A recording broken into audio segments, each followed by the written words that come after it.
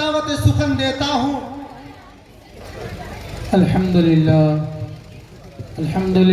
وکفا والصلاة والسلام على عباده الذين اصطفى اما بعد قال النبي صلى الله عليه وسلم فيما روي عن ابي ذر رضي الله تعالى عنه اتق الله حيثما كنت وقال النبي صلى الله عليه وسلم وَأَتْبِعِ السَّيِّئَةَ الْحَسَنَةَ تَمْحُهَا وَخَالِقِ النَّاسَ بِخُلُقٍ حَسَنٍ أو كما قال عليه الصلاة والسلام۔ بچوں خاموش ہو جاؤ بھئی، دھیان سے حضرت کا بیان سنو غور کے ساتھ۔ اسٹیج پر تشریف فرما حضرات علماء کرام، معزز بزرگوں اور بھائیوں دوستوں،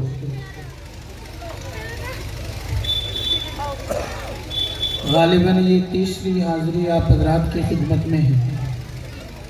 اس سے پہلے 2 مرتبہ شاید 2 مرتبہ حاضری یا 1 مرتبہ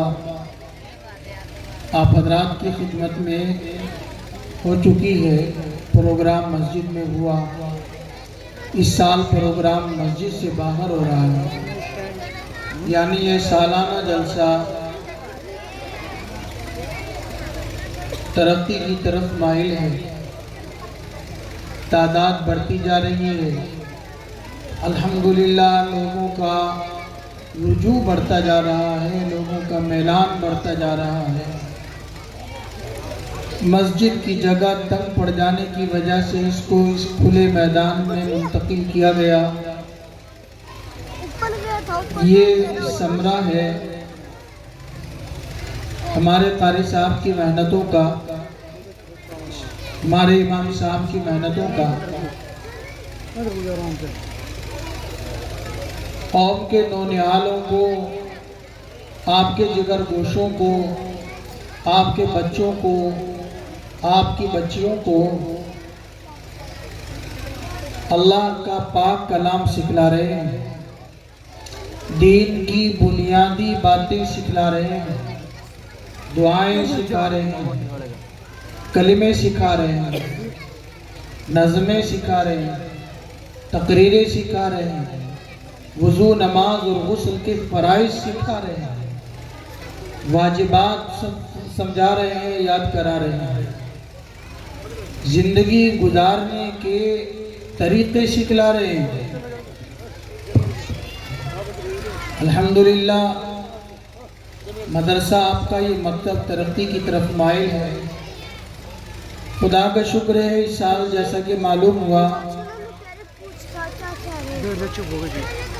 حفظ قرآن کی دولت سے بھی ایک بچہ مالا مال ہوا ہے۔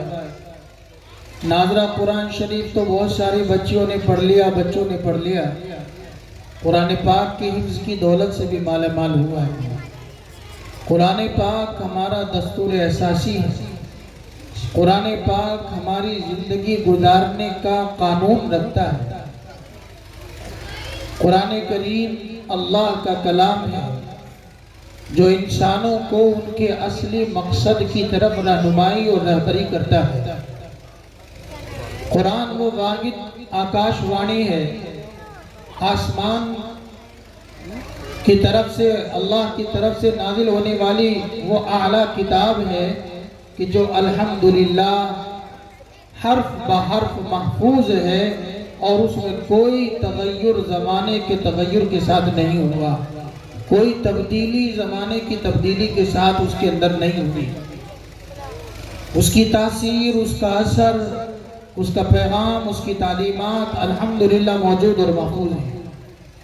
ہمارے چھوٹے چھوٹے بچوں کے سینوں میں قرآن کریم کے تمام سپارے، 30 سپارے، 114 سورتیں، 6500 آیتیں اور لاکھوں حروف اور زیر زبر کے ساتھ، نقطوں کے ساتھ جو ہیں ہمارے بچوں کے سینوں میں وہ محفوظ ہو جاتے گئے۔ قرآن کریم کا حفظ ہو جانا بھی ایک معجزہ اور ایک کرشمے سے کم نہیں ہے۔ شاید دنیا میں کوئی کتاب ایسی نہیں ہے جو اتنی زیادہ دلوں میں محفوظ کی جاتی ہو اور اس کو اس طرح سے آسانی سے حفظ کر لیا جاتا ہو۔ قرآن کے علاوہ کوئی اور دنیا میں ایسی کتاب موجود نہیں۔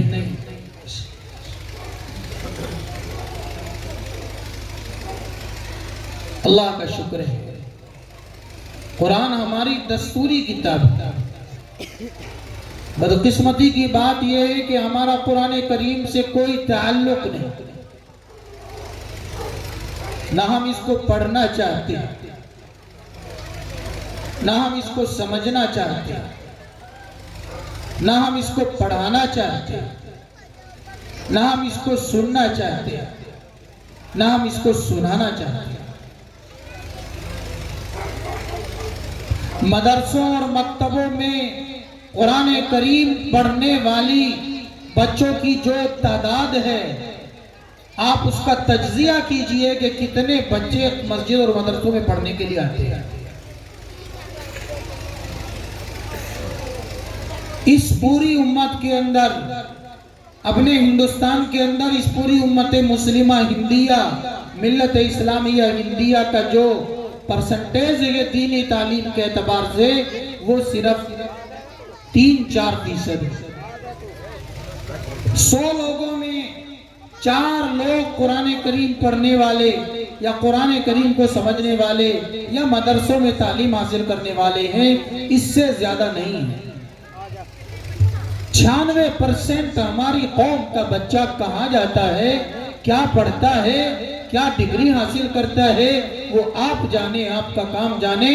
ہمیں تو آپ نے 100 میں سے 4 بچے دیے ہیں، ان 4 بچوں میں سے ہم نے آپ کے سامنے کسی کو مسجد کا امام بنا کر پیش کر دیا، کسی کو مسجد کا مؤذن بنا کر پیش کر دیا، کسی کو مسجد میں تفسیر پڑھانے والا بنا کر پیش کر دیا، کسی کو عالم بنا کر پیش کر دیا، کسی کو مفتی بنا کر پیش کر دیا، کسی کو حدیث کا درس دینے والا بنا کر پیش کر دیا، مدرسوں میں پڑھانے والے بنا کر پیش کر دیے۔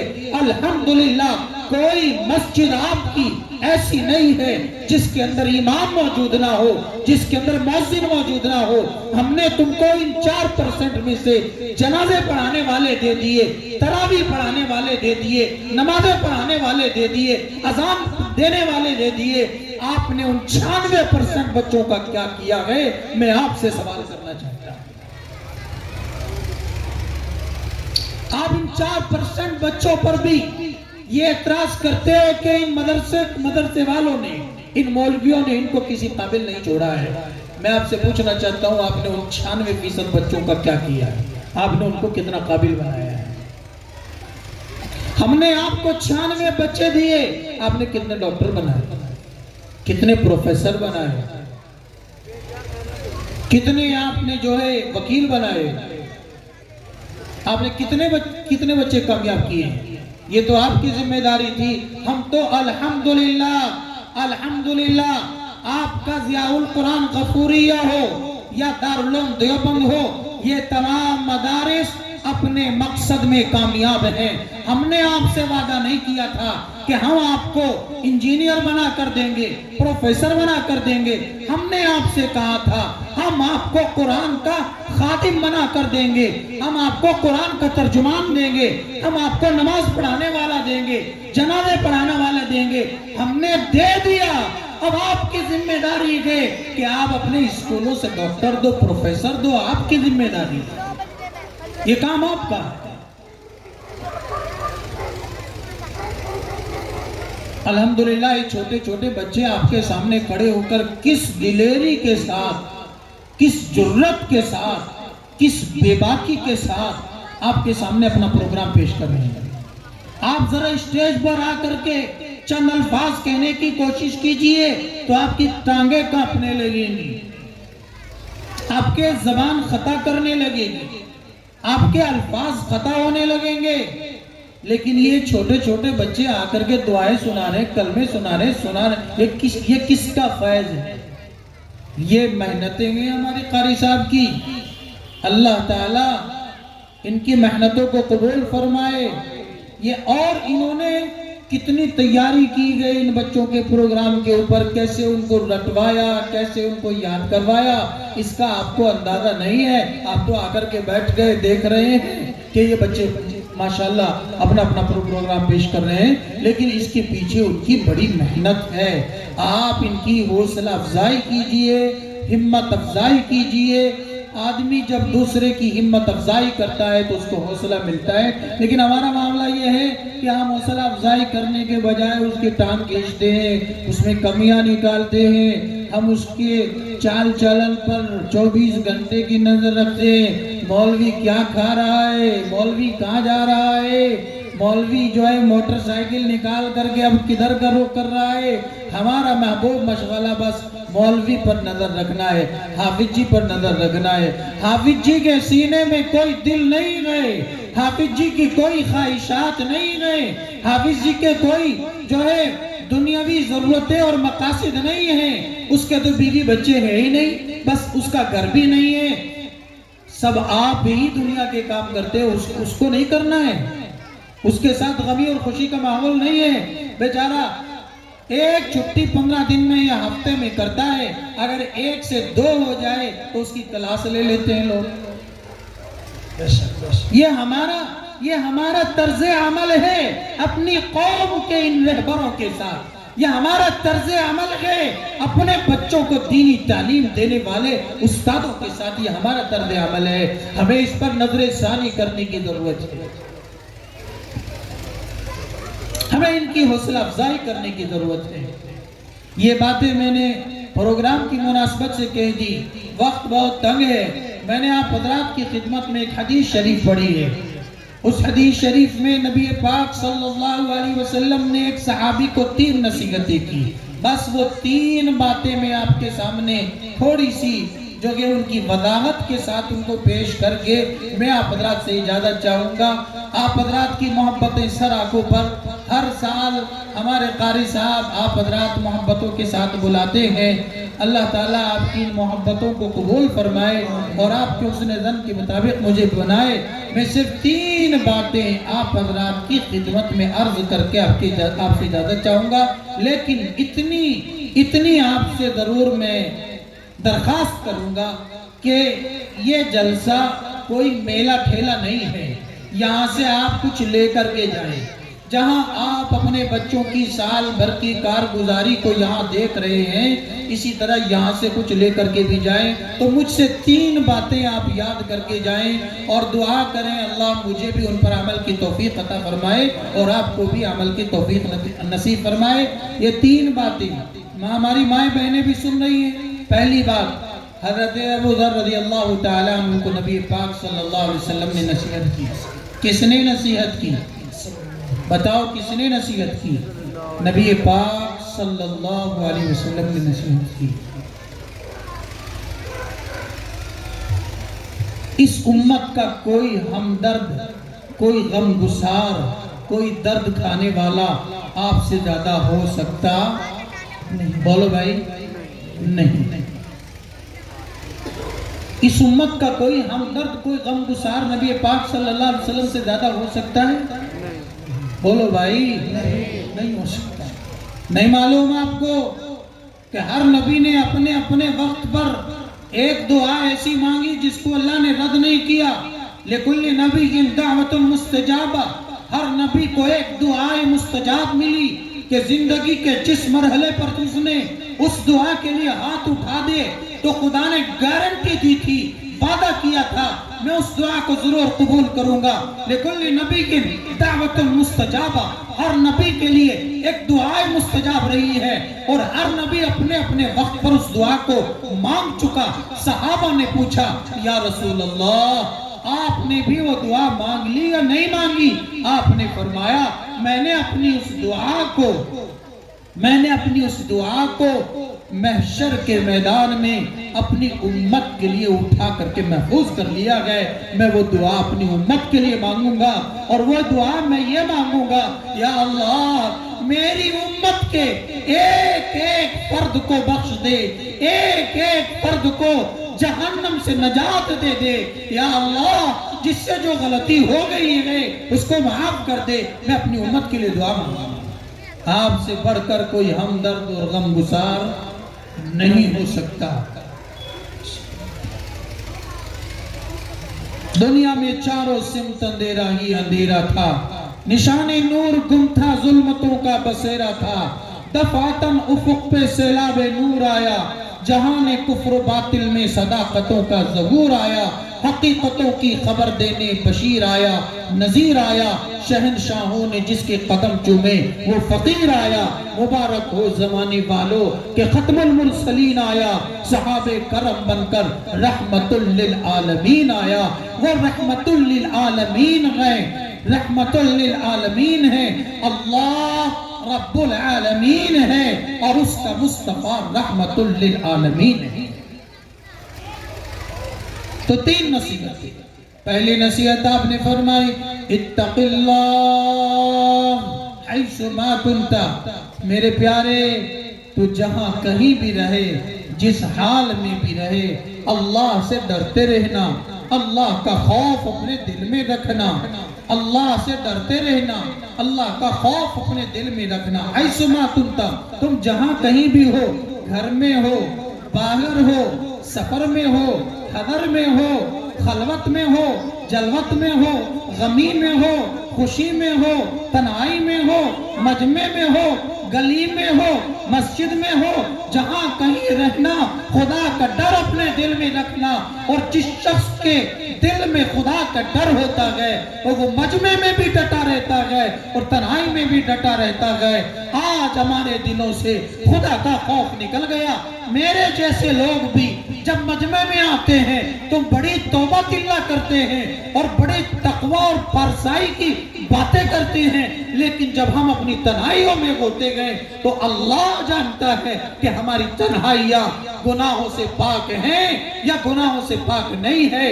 میں اپنے ماں باپ کے سامنے آ کر تو گناہوں سے بچتا ہوں، بڑا پارسا بنتا ہوں، بڑا پرہیزگار بنتا ہوں۔ جب میرے ماں باپ میرے سامنے نہیں ہوتے، جب میں اپنے دوستوں میں ہوتا ہوں، جب میں کلب میں ہوتا ہوں، جب میں یاروں اور دوستوں کے ساتھ ہوٹلوں میں ہوتا ہوں، تب میری انگلیوں کے نیچے کیا چلتا ہے؟ میری تنہائیوں میں میری انگلیاں کیا سرچ کرتی ہیں، کیا دیکھتی ہیں، آرٹ گیلری میں کیا دیکھتی گئے؟ اللہ کی قسم اللہ دیکھ رہا ہوتا ہے، آپ کو کوئی نہیں دیکھ رہا لیکن اللہ آپ کو دیکھ رہا ہے۔ اللہ نے فرما دیا قرآن پاک میں لا تقربوا الفواحش، اے مسلمانوں فواحش کے قریب مت جاؤ۔ فواحش کا ترجمہ علماء سے پوچھو، فواحش کا ترجمہ ہر وہ کام جو بے عزتی کا ہے، بے غیرتی کا ہے، بے حیائی کا ہے، چاہے اس میں بے شرمی کی باتیں ہوں، چاہے اس کے اندر فون کے اندر جو ہے ڈارک موڈ میں جا کر کے، آرٹ گیلری میں جا کر کے ننگی تصویریں دیکھنا ہو اور ننگی فلمیں دیکھنا ہو، چاہے تنہائی میں بیٹھ کر جو ہے آپ موبائل کا غلط استعمال کرتے ہو یا آپ غلط باتیں کرتے ہو، چاہے اس کے اندر ہماری مائیں اور بہنیں بے حجابی کے ساتھ بازاروں میں گھومتی ہو، یا وہ خوشبو لگا کر کے بازاروں میں گھومتی ہو، یا وہ لوگوں کو اپنی طرف مائل کرنے کے لیے بجنے والا زیور پہن کر اپنے قدموں کو زمین پر پٹک پٹک کر اس طرح چلتی گئے کہ لوگوں کو پتہ چلے کہ یہاں سے کوئی خاتون جا رہی ہے، یہاں سے کوئی جو ہے دوشیزہ جا رہی ہے۔ یہ بے حیائی اور بے حجابی چاہے مردوں میں ہو، چاہے عورتوں میں ہو، چاہے لڑکیوں میں ہو، چاہے لڑکوں میں ہو، قرآن نے کہا لا تقربوا الفواحش، بے حیائی کے کاموں کے قریب بھی مت جاؤ۔ بے حیائی مت کرو یہ نہیں کہا، بلکہ یہ کہا ان کے نزدیک بھی مت جاؤ۔ آج میری اور آپ کی ذمہ داری ہے کہ میرا 15 سالہ بیٹا، میری 15 سالہ بیٹی آج کہاں جا رہی ہے؟ اس کے ہاتھ میں اگر موبائل ہے تو کیا وہ اس موبائل کا صحیح استعمال کرتی ہے یا اس موبائل کا غلط استعمال کرتی ہے؟ یہ ذمہ داری میری نہیں ہے، مولوی صاحب کی نہیں ہے، ہر باپ ذمہ دار گئے، ہر ماں ذمہ دار گئے۔ ماں کی تعلیم کو، ماں کی تربیت کو بچوں کے بنانے میں، بچوں کے بگاڑنے میں سب سے زیادہ دخل ہوتا ہے۔ ایک ماں اگر صحیح ہوتی ہے اس کے بچے صحیح ہوتے ہیں. ماں میں اگر بگاڑ ہوتا ہے تو بچوں میں بھی اگر بگاڑ ہوتا ہے.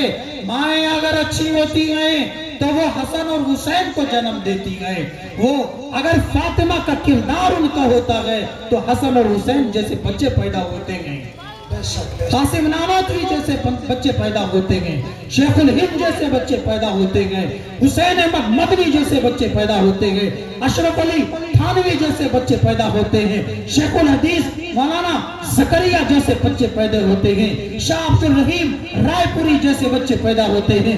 شاہ عبد القادر رائے پوری جیسے بچے پیدا ہوتے ہیں. مفتی عبد القیوم رائے پوری جیسے بچے پیدا ہوتے گئے. اے ماں اگر تو پاک رہے گی تیرے بچے پاک رہیں گے. اگر تیرا دامن داغدار ہوا تو اس کا اثر تیرے بچوں میں بھی ضرور آ کر کے رہے گا.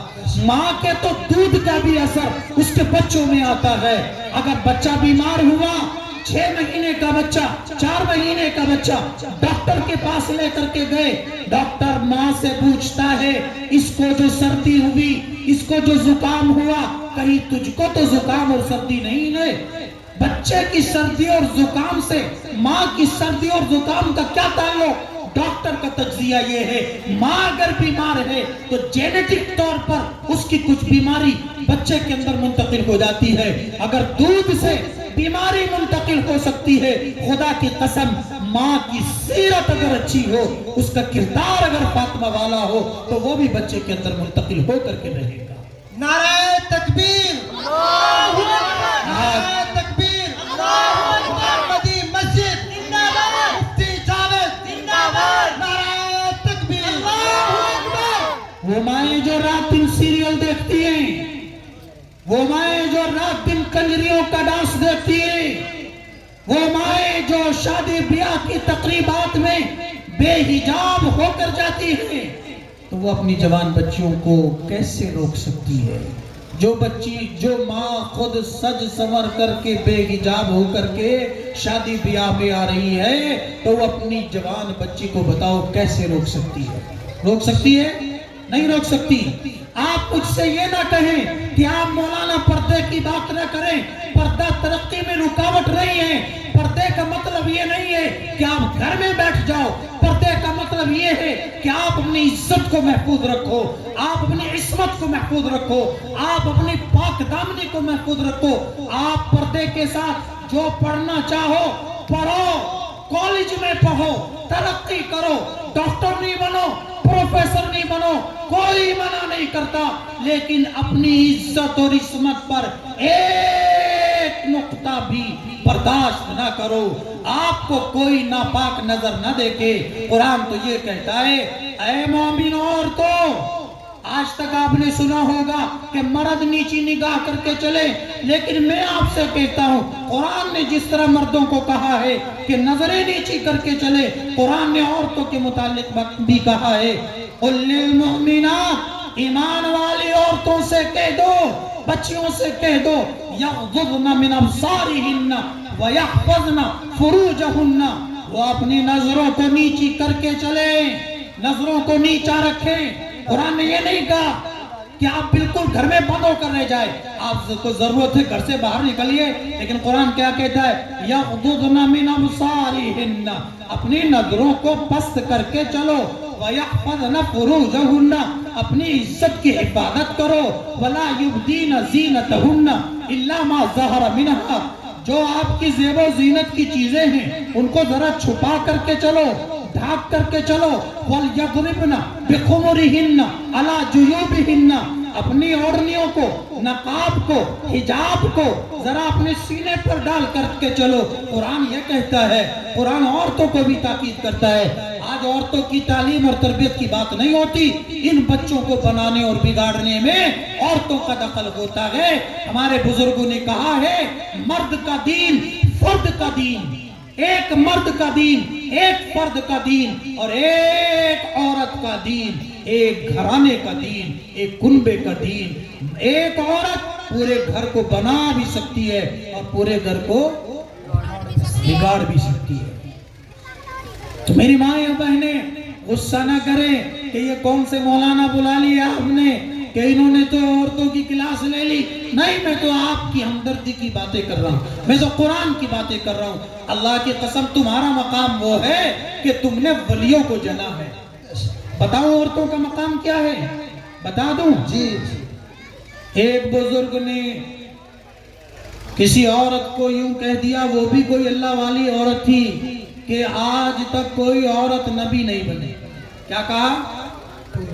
آج تک کوئی عورت نبی، بولو بھائی، نبی نہیں بنی. نبی صرف مرد ہوتے ہیں. وہ عورت بھی بڑی اللہ والی تھی. اس نے جواب دیا کہ یہ ٹھیک ہے، آج تک کوئی عورت نبی نہیں بنی، لیکن کوئی نبی بغیر عورت کے بھی نہیں بنا. بے شک اللہ. ہم نبی نہیں ہیں، لیکن ہم نے نبیوں کو جنا ہے. ہم نبیوں کی مائیں ہیں، ہمارا وہ مقام ہے. عورتوں کا مقام سنا دو. فرمایا عورت کے 4 روپ ہیں. ایک روپ ہے ماں کا، ایک روپ ہے بیٹی کا، ایک روپ ہے بہن کا، اور ایک روپ ہے بیوی کا. کتنے روپ ہیں عورت کے؟ 4. ایک عورت، ایک روپ ہے ماں کا، دوسرا روپ ہے بیٹی کا، تیسرا روپ ہے بہن کا، اور چوتھا روپ ہے بیوی کا.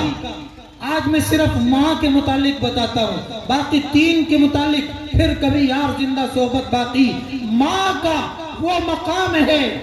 حدیث میں ماں کی ایسی مثال دی، حدیث میں ماں کی ایسی مثال دی کہ جنت اٹھا کے ماں کے قدموں میں ڈالتی. فرمایا الجنت تحت اقدام الامہات، جنت تمہاری ماں کے پیروں کے نیچے ہے.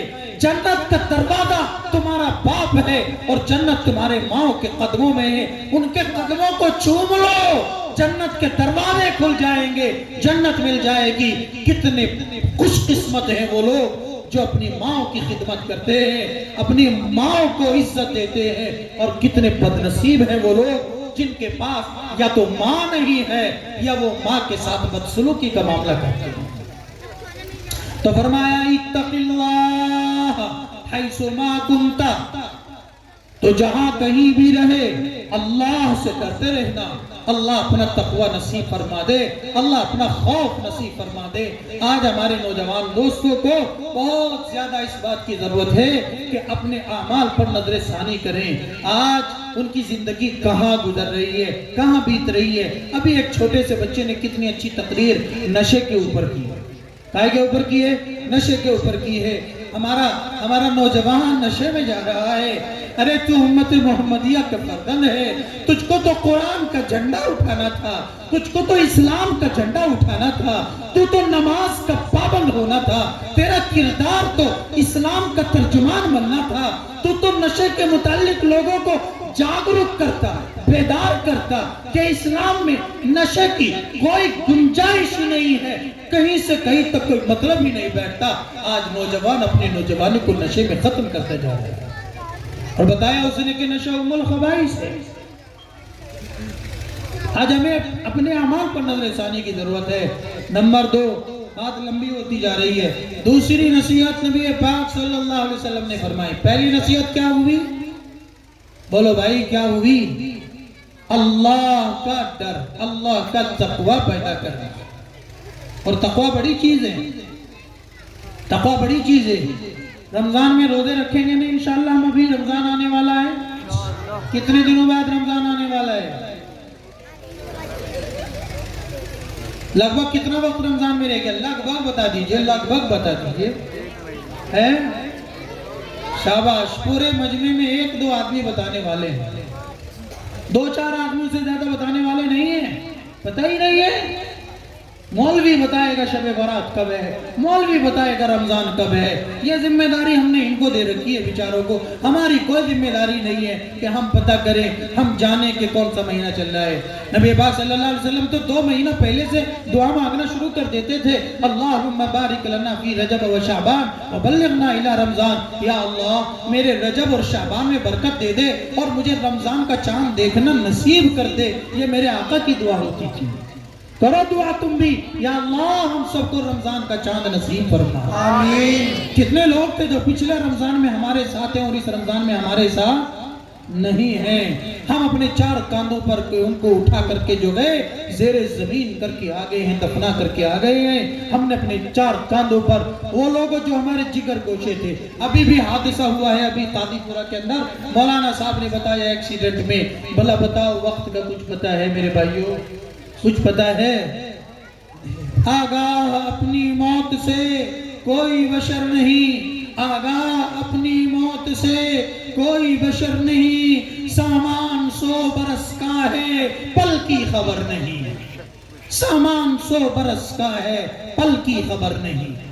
کسی کو پتہ نہیں ہے کب اس کا پتہ صاف ہو جائے، پتہ کٹ جائے، اس کا پتہ ہے کسی کو؟ حادثوں پر حادثے ہوتے جا رہے ہیں روزانہ۔ ایک زلزلہ آیا، ہزاروں افراد کو نگل کر کے چلا گیا ہے۔ کتنی ماں کے لال جو ہے وہ ختم ہو چکے، اور کتنی مائیں جو ہے ختم ہو گئی، اور کتنی عورتوں کے سہاگ اجڑ چکے ہیں۔ ابھی ایک زلزلہ ہے، کتنی دیر کا زلزلہ؟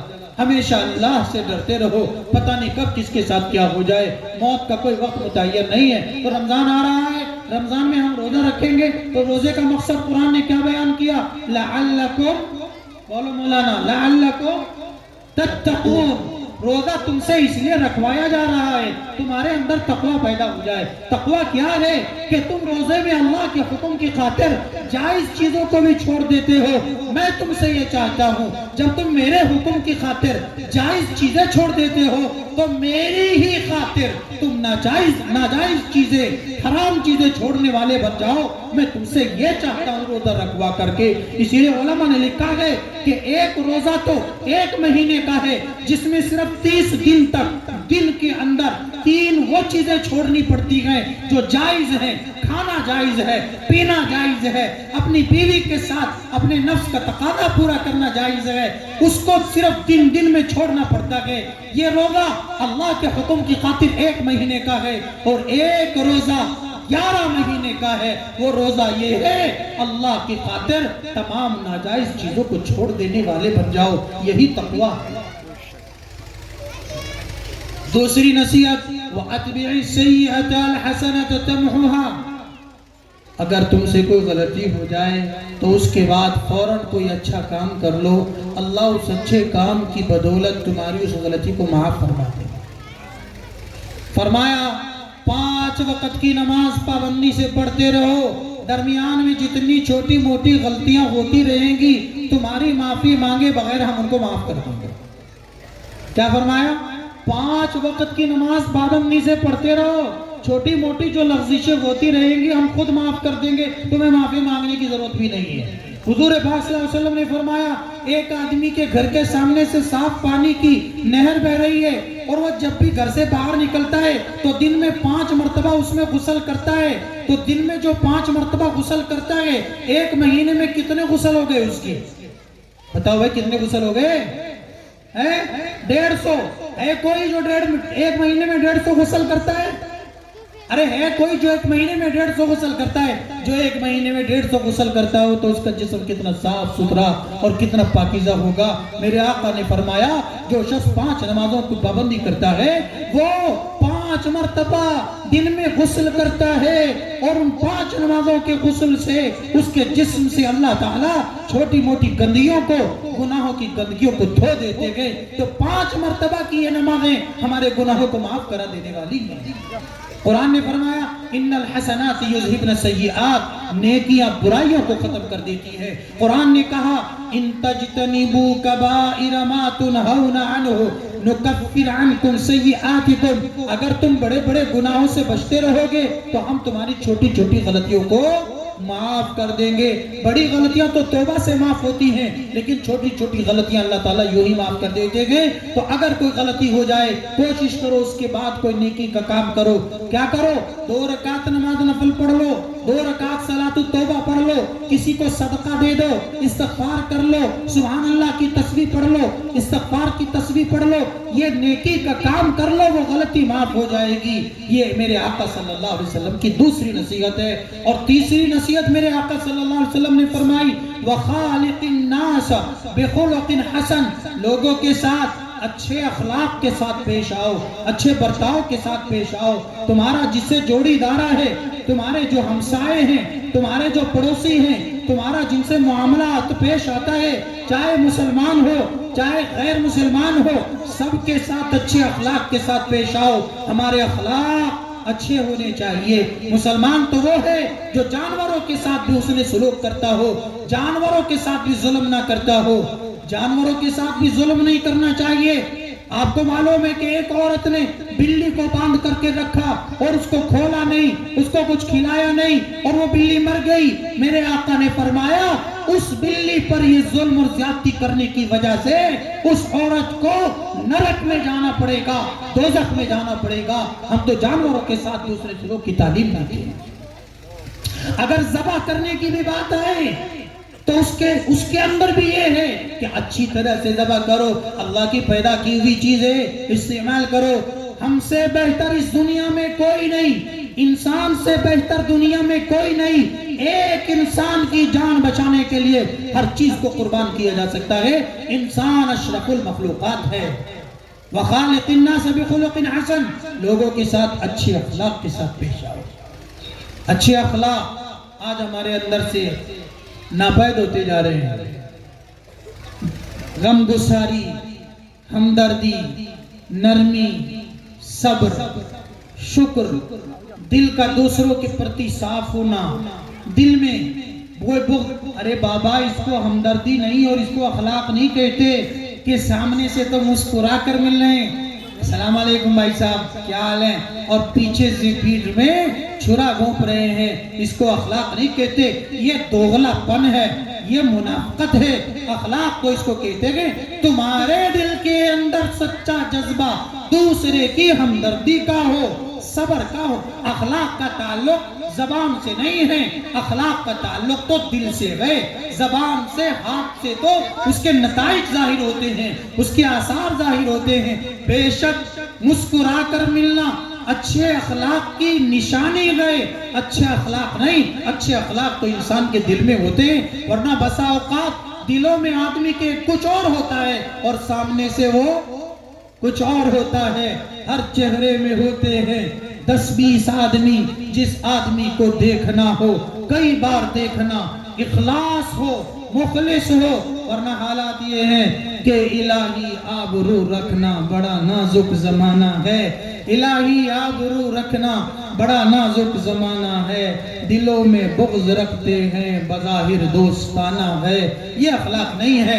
اخلاق تو یہ ہے کہ دوستوں کے ساتھ اگر تمہارا برتاؤ اچھا ہے تو ماں باپ کے ساتھ بھی اچھا ہونا چاہیے۔ یہ تو نہیں کہ دوستوں کے سامنے سرنڈر ہو جاتے ہو اور ماں باپ کے سامنے سینہ چوڑا کرتے ہو، یہ کیا بات نہیں۔ دوستوں کی محفل میں تم سرنڈر ہو جاتے ہو اور ماں باپ کے سامنے جب آتے ہو تو زبان تیز ہو جاتی ہے تمہاری، اور معاف کیجیے گا بیوی کے سامنے سرنڈر ہو جاتے ہو اور ماں کے سامنے سینہ چوڑا ہو جاتا ہے۔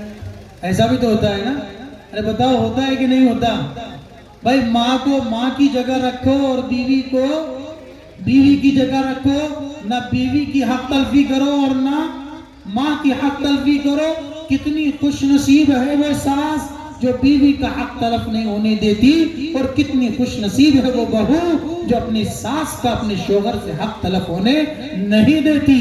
گھر گھر میں یہ جو ساس بہو کا رگڑا اور جھگڑا ہے، میں یہ کہتا ہوں کہ ہر ایک اپنے بچے کی شادی کرنے کے بعد اس کو نیارہ کر دو، وہ بھی خوش اور تم بھی خوش رہو۔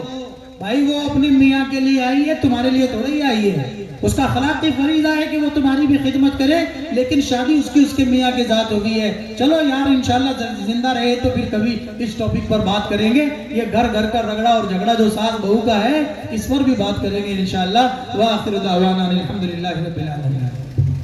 آپ سے درخواست ہے کہ آپ تشریف رکھیں۔ حضرت میں کچھ سنانا چاہ رہا ہوں علماء، آپ کے لیے میرے لیے رحمت ہے، آپ کے لیے زحمت ہے۔ میں حضرت کے متعلق کہنا چاہوں کہ زمانہ سن رہا تھا. آپ کو بھی قسم ہے کہ آپ اپنی جگہ سے نہیں لو. ان حضرات کا کچھ درد ہے وہ پیش کرنا چاہتا ہوں کہ زمانہ سن رہا تھا بڑے ہی غور سے تم ہی چل دیے داستہ کہتے کہتے. حضرات اپنے اسلاف کی تاریخ الٹ کر دیکھو, اپنے اسلاف کی تاریخ الٹ کر دیکھو, اپنا گزرا ہوا ہر دور پلٹ کر دیکھو.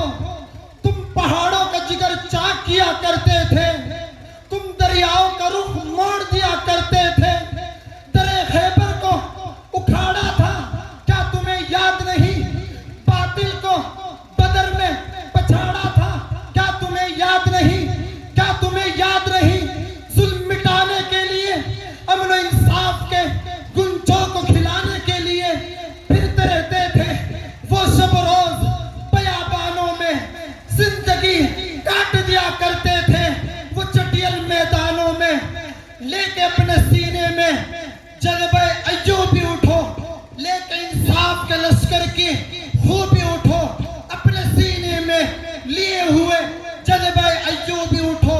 اور میرے دوستوں میں آپ سے کہنا چاہتا ہوں کل رام لیلا میدان کو بھر دینا, اس پر ایک میں شعر کہنا چاہتا ہوں کہ راہ حق میں بڑھو سامان سفر کا باندھو, راہ حق میں بڑھو سامان سفر کا باندھو, تاج ٹھوکر پہ رکھو سر پہ امامہ باندھو, راہ حق میں بڑھو سامان سفر کا باندھو, تاج ٹھوکر پہ رکھو سر پہ امامہ باندھو.